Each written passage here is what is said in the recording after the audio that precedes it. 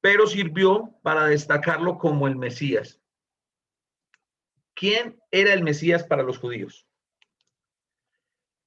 Nosotros, hermanos, necesitamos comprender de que el texto bíblico está escrito o fue escrito para unas personas con una religión, con una cultura, con un idioma muy al de nosotros, ¿sí? Entonces, es allí donde nosotros tenemos que mirar muy bien en cada momento quién habla, a quienes le habla. No hay un solo texto en la escritura que tenga un significado para nosotros diferente al que tuvo para los receptores originales de esa palabra. ¿Cómo así, hermano? Sí. Entonces, nosotros como occidentales, nosotros no estamos muy familiarizados con el término Mesías. ¿Sí? Si nosotros hiciéramos una encuesta en la calle de quién es el Mesías, pues podríamos encontrar infinidad de respuestas a esa pregunta. Si yo le pregunto al hermano Daniel Ayón, ¿quién es el Mesías? ¿Quién es el Mesías? Bueno, o sea, sabemos que por la Biblia ya sabemos que, y nosotros lo que hemos visto eso, que el Mesías es nuestro Salvador y nuestro Redentor, nuestro Señor Jesucristo. Okay. Pero, ¿qué es lo que los judíos pensaban que debía ser el Mesías? No te podría decir que estoy 100% seguro. Asumo que era el que ellos esperaban también para que los liberara. Solo que en ese momento ellos estaban esperando que los liberaran. Era como otro rey los liberara a ellos del yugo romano. Ok. Hermana Luz Luna, ¿quién es el Mesías? Esa pregunta es fácil. Abre el micrófono, hermana. Esa pregunta es fácil. Escogió el estudiante más equivocado. No, estamos para aprender. El Mesías, pues es el Señor Jesucristo que murió por nosotros. Ok, muy bien. Pero cuando yo le pregunto a un judío, aquí ya iba a decir el hermano iPhone, es que no sé quién es, pero dice el enviado. Ese es uno de los términos con los que se conocía al Mesías. El enviado, sí. El ungido. ¿Sí? Y que iba a hacer los milagros que hizo el Señor Jesucristo, que era que los ciegos iban a ver, los sordos iban a oír, los cojos iban a caminar y los demonios iba a predicar iban a salir. El año agradable a los oprimidos. Exactamente. Ajá. Entonces, cuando yo le pregunto a un judío, ¿quién es el Mesías? Hoy, en febrero del 2021, un judío me va a responder que el Mesías es un rey descendiente de David que va a venir a este mundo para liberar al pueblo de Israel y devolverle su tierra y volver a ser la nación escogida por Dios. Eso es lo que los judíos han esperado por siglos. Entonces uno podría decir, listo, hermano, eso era lo que esperaban los judíos en el primer siglo, en tiempos de Jesús, pero eso tiene una razón lógica. ¿Cuál era la razón lógica? Los 400 años de silencio. Pues no, pues ya van mucho más que 400 años de silencio. Los judíos siguen pensando en lo mismo. Siguen esperando al mismo Mesías. ¿Cuál fue la palabra por la cual crucificaron a Jesús? Por blasfemia. ¿Pero cuál fue la blasfemia? Según los líderes. Creerse el Hijo de Dios. Creerse. Decir que era el Hijo de Dios. Decir. ¿Recuerdan? Jesús es llevado ante Anás y Caifás y le dicen a Jesús, dice el texto que había mucha gente, falsos testigos, pero no concordaban las cosas que ellos decían. Y en una le preguntan a Jesús y él dice, yo soy el Hijo de Dios. Y Anás se rasgó las vestiduras y dijo, ya no tenemos necesidad de testigos, todo el mundo escuchó la blasfemia, siendo hombre se hizo igual a Dios. ¿Sí? Entonces, nosotros tenemos que entender que Jesús, el Nazareno, el hijo de José y María, que el hermano de Judas y de Simón, ¿sí? El primo de Juan el Bautista, el primo de Juan el apóstol, Jesús el carpintero, necesitaba algo especial para poder decir, yo soy el Mesías. O no solamente para poder decir, sino para demostrar con hechos que él era quien dijo ser. ¿Qué es lo que pasa? Para nosotros hoy, 21 siglos después, con toda la facilidad que nosotros tenemos de poder leer la Biblia, de poder estudiarla. Bueno, no es la facilidad para muchos, pero muchos hermanos han podido viajar y estudiar arqueología y mirar todo allá mismo en Israel, ¿cierto? Y nosotros podemos tener toda esa información de alguna u otra forma. Entonces, para nosotros es muy fácil, desde este lado de la historia, cruzarnos los brazos y decir, ah, estos judíos eran muy tercos, Dios mío bendito. ¿Cómo no reconocieron que era el Mesías? ¿Cierto? Sin embargo, ellos estaban esperando y siguen esperando un Mesías. ¿Por qué Jesús necesitó ser ungido con el Espíritu Santo? Para demostrar que él era el ungido, el enviado, o en otra palabra, el Mesías. Necesitaba esa situación. Pedro se refirió a este hecho en la oración que pronunció después de la primera persecución de los discípulos.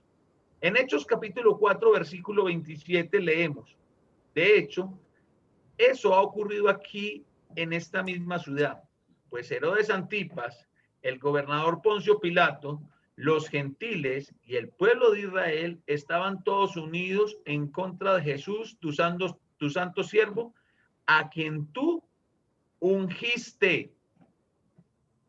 Entonces, ¿por qué era necesario? Pedro está diciendo que Jesús era ¿quién? ¿Quién era Jesús? ¿El qué? El ungido. El ungido. El ungido de Dios. ¿Y con qué lo ungió? Con el Espíritu Santo. Vamos a mirar otro ejemplo. Dice el escritor de la carta de los Hebreos, se refiere también al hecho de que el ungimiento de Jesús tenía el efecto de señalarlo como el elegido o el enviado. En Hebreos capítulo 1, versículos 8 y 9 dice, pero al Hijo le dice, tu trono, oh Dios, permanece por siempre y para siempre. Tú gobiernas con un cetro de justicia, amas la justicia y odias la maldad. Por eso, oh Dios, tu Dios te ha ungido, derramando el aceite de alegría sobre ti más que sobre cualquier otro. Entonces, varios años después de la vida y el ministerio de Jesús, el autor de la carta a los Hebreos nos está diciendo que el Señor, que Dios mismo ungió al Hijo. Y cuando lo ungió, lo llenó de ese poder para que él fuera de alguna forma lo que había sido antes. ¿Y fuera quién? ¿El qué? El ungido. El ungido, ¿sí? Dios te ha ungido derramando el aceite. ¿Qué otro ejemplo hay? Bueno, el acto de ungir a Jesús le dio el poder necesario para cumplir su misión profética. ¿Cómo así que la misión profética? Jesús fue profetizado ¿desde qué libro? ¿Quién recuerda cuál fue la primera profecía mesiánica? ¿Quién recuerda cuál es la primera profecía mesiánica? Génesis 3. Génesis capítulo 3. ¿Qué versículo? Creo que era el 15. Muy bien, hermano Daniel. Génesis capítulo 3, versículo 15. No lo tengo aquí en la diapositiva, pero rápidamente lo voy a buscar acá. Denme 2 segundos, por favor. Biblia. La simiente. Sí.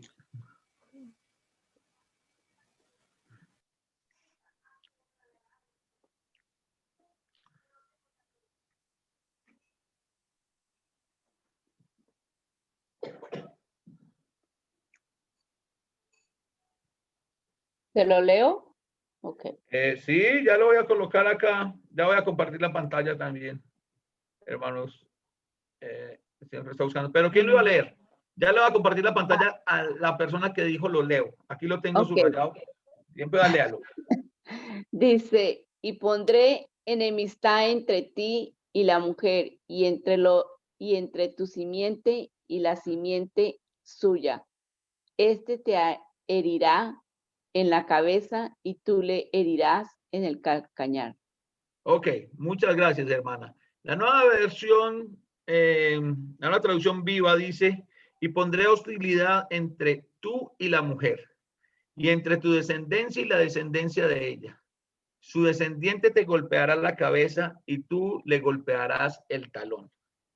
Estas palabras es la primer promesa de redención, es la primer profecía mesiánica. ¿Y quién hizo la primera profecía mesiánica? Dios. ¿Y dónde está la primera profecía mesiánica? En el libro de los inicios, en Génesis.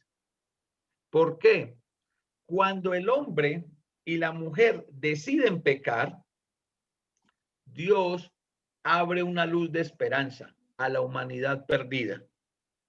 Y cuando ellos deciden hacer eso, cuando ellos deciden pecar, Dios, mire las palabras con las que Dios está castigando a la serpiente.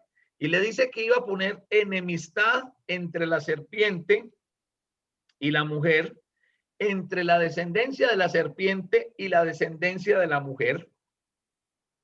Y la descendencia de la mujer, ¿qué iba a hacer? Le iba a pisar la cabeza, le iba a golpear la cabeza, pero el descendiente de la serpiente iba a lograr hacer una herida a la altura del talón, o sea, no una herida grave. ¿Dónde se lleva a cabo, dónde es el cumplimiento de esta profecía? Pues En la cruz. muy bien, en la cruz. Pero acto seguido, al pronunciar Dios estas palabras, Satanás empezó a ¿qué? Se metió en una carrera por destruir a la simiente.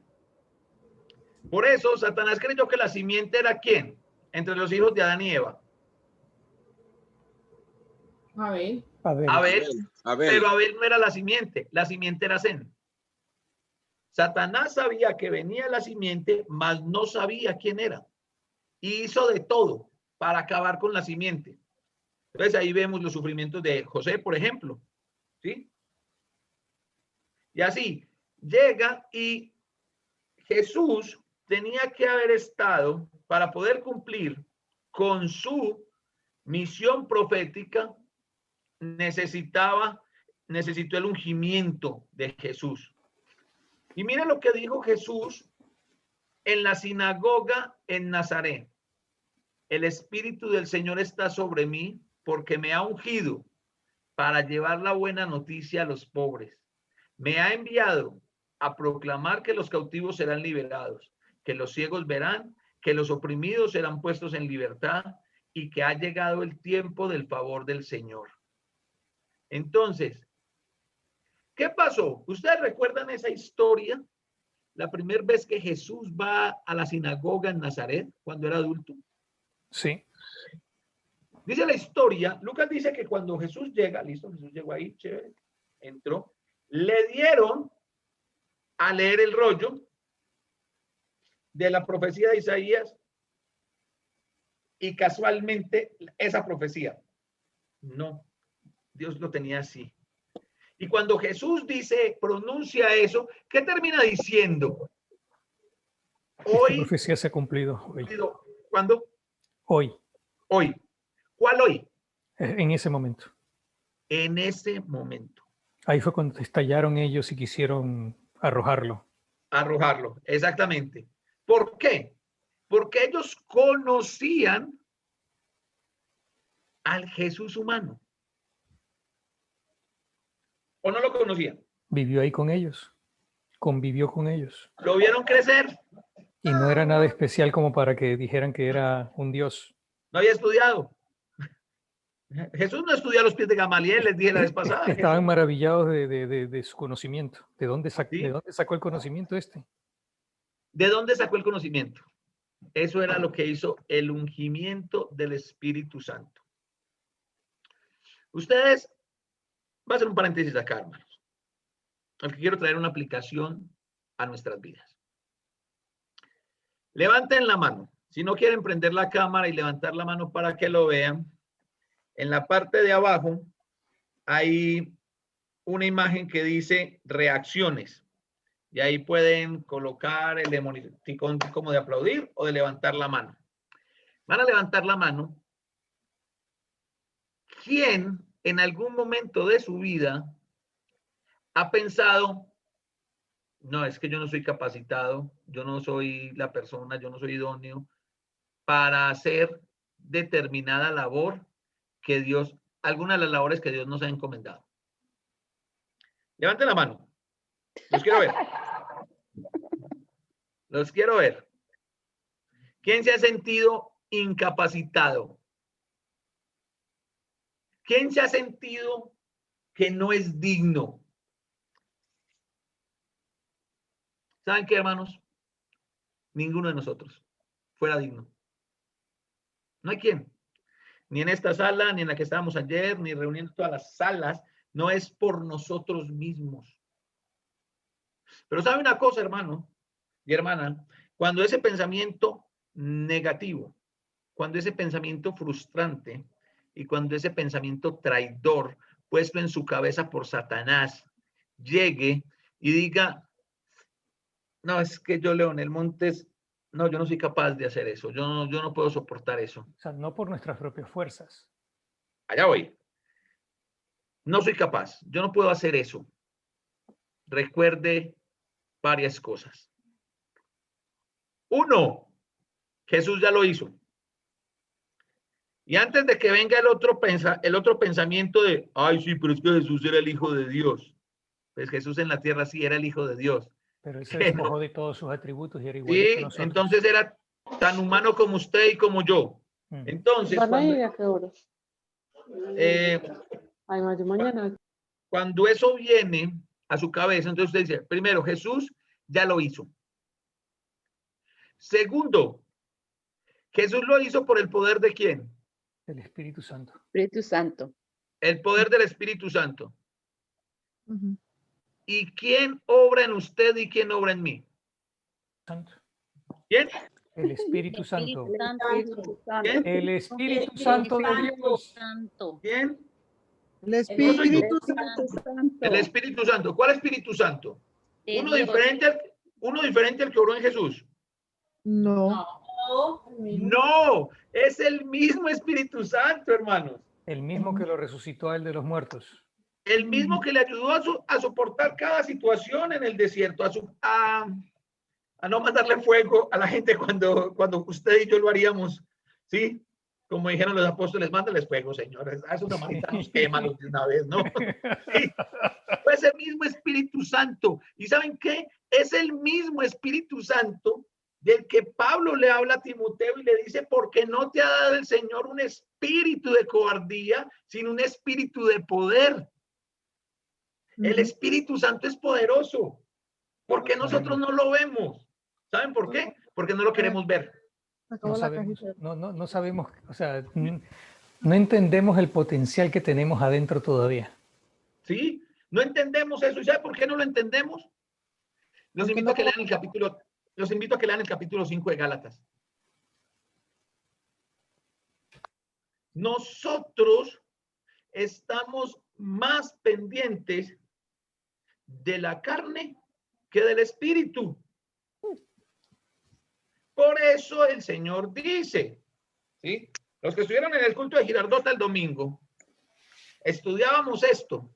Recuerda, hermano José, hermano Jesús, hermana Ana, hermana Alicia, ustedes nos acompañaron y hablábamos de que en Cristo somos libres, pero la única forma de que nosotros podamos gozar abiertamente de nuestra libertad cristiana es dejándonos guiar por el Espíritu para que el Espíritu Santo dé su fruto en nosotros.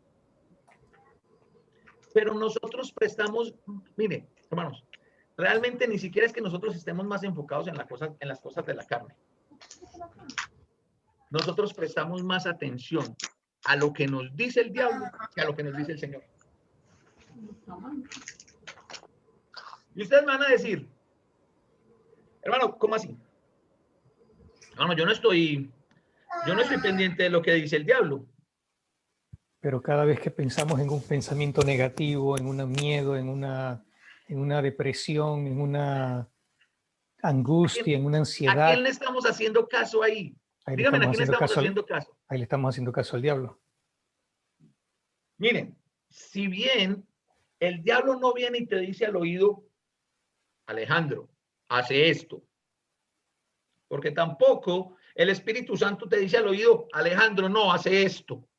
No, tenemos la palabra de Dios, nosotros la tenemos ahí. Usted quiere llenarse del Espíritu Santo, lea la palabra de Dios.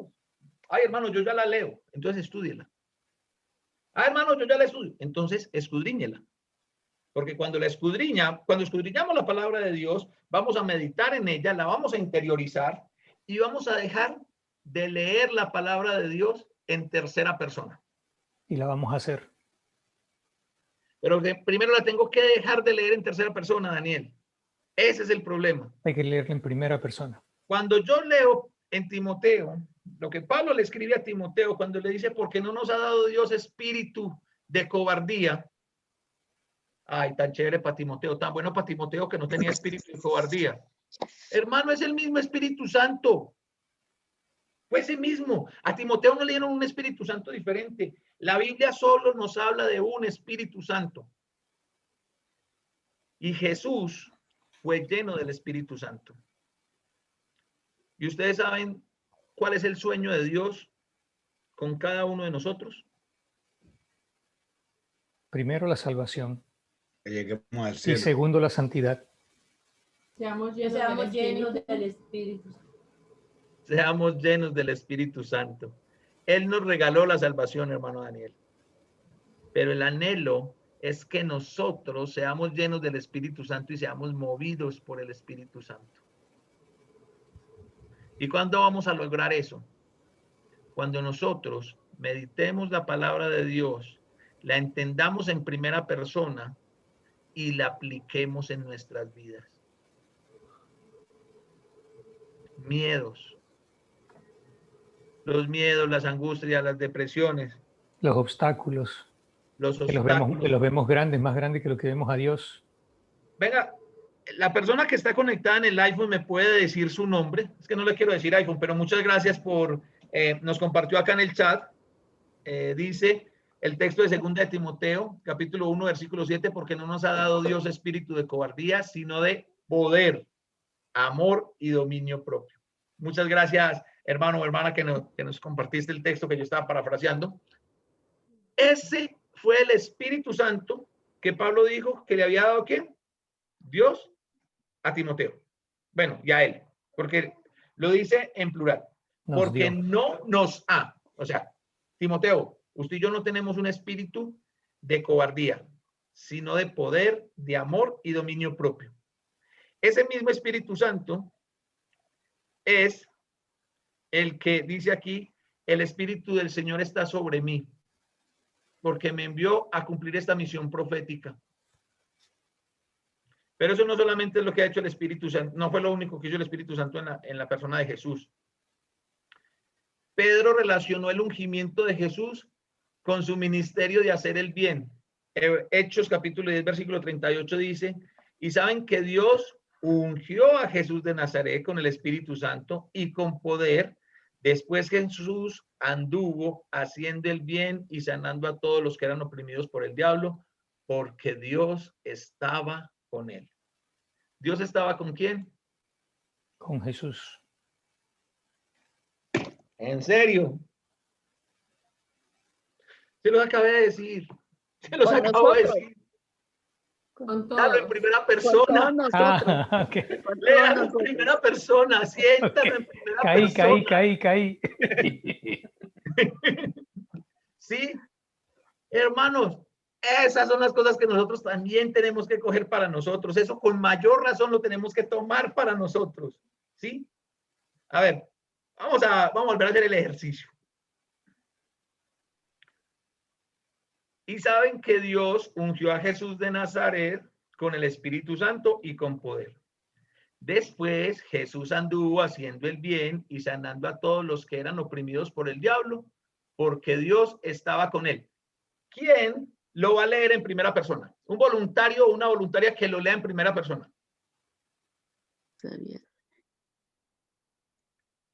Te saltaste ahí. Sí, acá está. ¿No hay voluntarios o qué?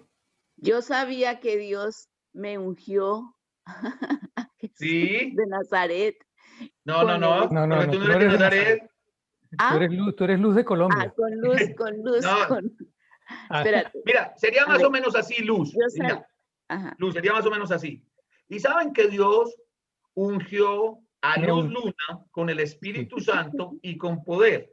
Después Luz anduvo haciendo el bien. ¿Sí? Y sanando a los que eran oprimidos por el diablo porque Dios estaba con ella. Y en primera persona sería, y saben que... ¿Sí? Ok. Bueno, porque o sea, yo tengo que tomar en primera persona, fue lo que cuando hablo de la obra del Espíritu Santo, porque Lucas está escribiéndole a un tercero y saben que Dios ungió a Jesús de Nazaret. Entonces, y saben que Dios ungió a cada uno de nosotros. Dios me ungió. Dios me ungió. Entonces Dios es por está eso que conmigo. nosotros hacemos cosas buenas. La única razón es esa. ¿Es la única razón? La única razón, en serio, pero qué buen punto, hermana. La única razón por la que nosotros de vez en cuando hacemos cosas buenas es porque el Espíritu Santo está en nosotros. Amén. Oh my God. Y Mire, bueno, la única razón, la única diferencia, no la única razón, la única diferencia entre nosotros y la gente del mundo es el Espíritu Santo viviendo en nosotros. Que usted lo haga entristecer, que usted no lo use, eso ya es otra cosa. Pero esa es la única diferencia. Créanme, esa es la única diferencia.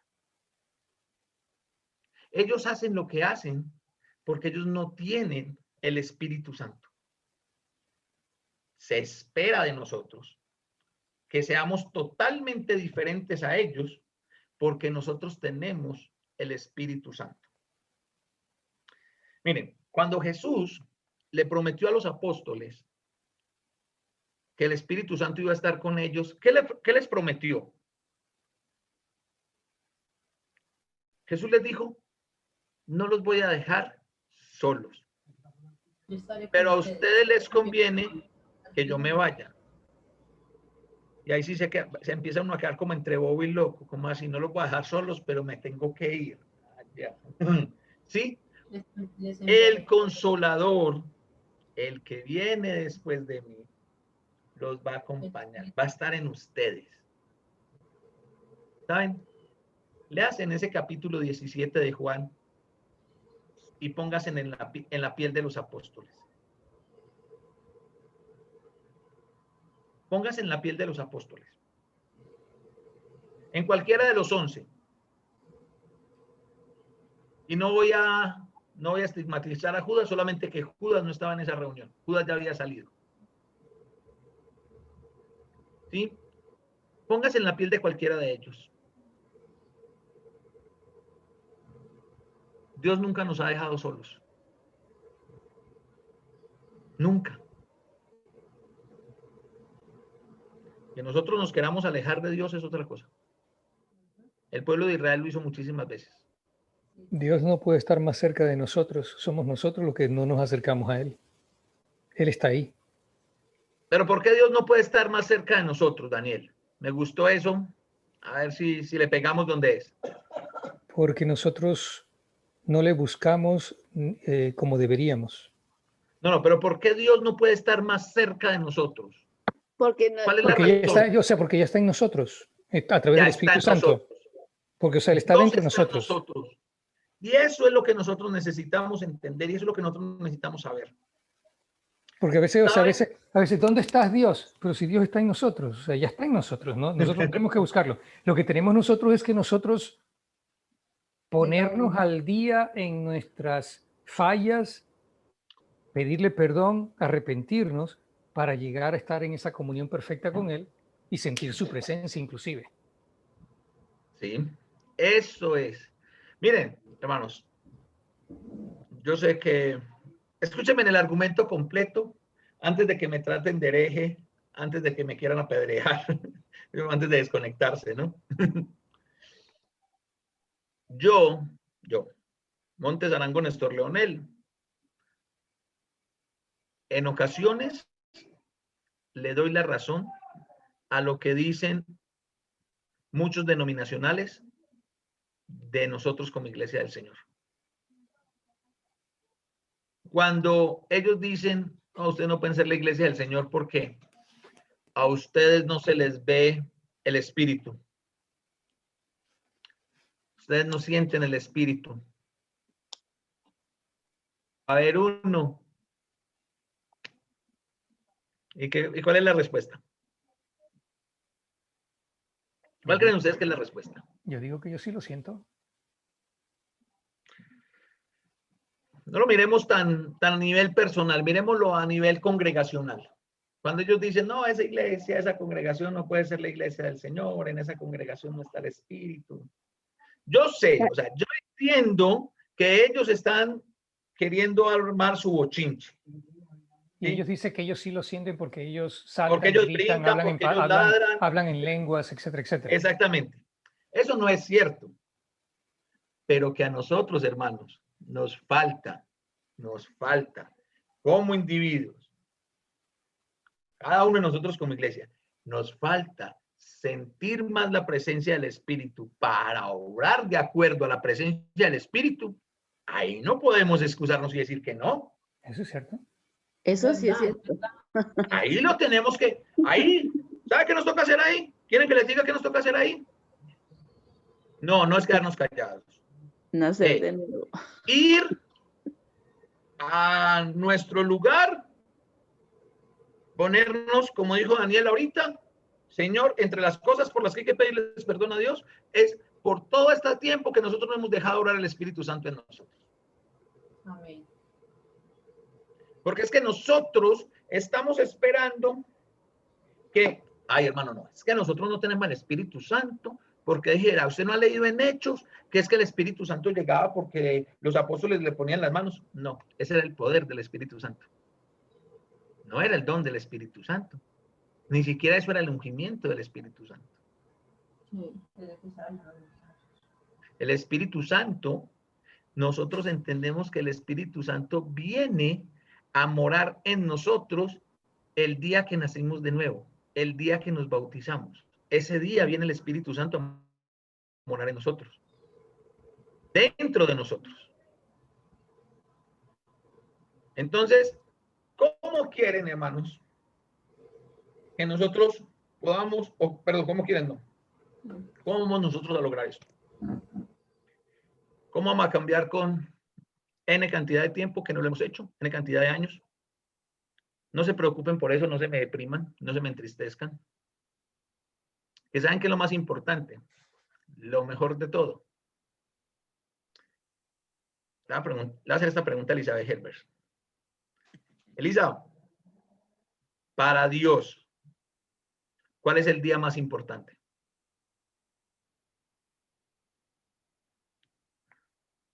Yo pienso que el día en que un alma se convierte a Él. Ok, pero tú te convertiste hace algún tiempo. ¿Hace cuánto te convertiste, Elisa? El 26 de agosto del 2004. Oye, 26 de agosto del 2004, o sea que eso fue hace rato. 17 añitos. Contanos, Elisa, entonces, ¿cuál crees que es el día más importante, que cuenta, que más cuenta para Dios en tu vida? En la mía, yo pienso que ese día, en el día que volví a nacer para Cristo, que nací espiritualmente. Ok, bueno, Elisa, gracias. Hermano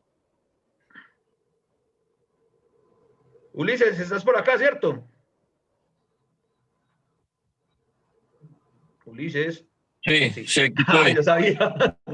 Hermano Ulises, la misma pregunta. ¿Cuál cree usted que es el día más importante para Dios en su vida? Bueno, si no te gustó mucho la respuesta de la hermana, entonces creo que debe ser el día de hoy. Amén. Ese es. El día más importante, el día que cuenta para Dios es hoy. Por eso les dije, no se entristezcan, no se pongan, ay, ¿cómo así? Es que no hemos hecho nada. 17, 15, 20 años. Pues, si le pregunto a Alejandro, Alejandro, ¿usted se acuerda de la fecha en la que se bautizó? Cuando a mí. Imagínense, les voy a decir tanto como esto. Yo tengo 42 años y cuando yo nací, mi tío ya era cristiano. No sé cuánto tiempo llevaba, pero él ya era cristiano. Entonces, ahí, podemos ir haciendo un calculito, ¿cierto?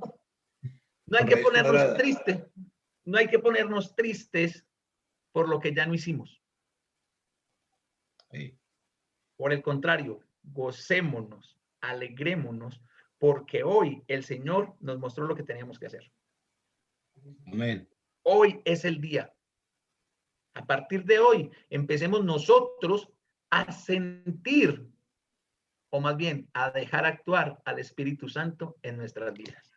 Mis hermanos, muchísimas gracias por su atención. Que el Señor los colme de bendiciones, que el Señor haga resplandecer su rostro sobre cada uno de nosotros y con la ayuda de Dios continuaremos este tema el día jueves, si es la voluntad del Señor, que lo podamos hacer en esta tierra. Si no, es porque el Señor ya vino y estamos con Él en su presencia. Pues si ya vamos a tener a Dios ahí, ya no me tienen que preguntar a mí a la hora del Espíritu Santo, pues ya ahí lo vamos a tener de primera mano. Ahí todos aprendemos. Listo, mis hermanos, Dios los bendiga. Amén, hermano. Gracias a Dios por la clase, hermano. Gracias por usted. Amén. Vamos a tener la oración de peticiones materiales con nuestro hermano José Flores.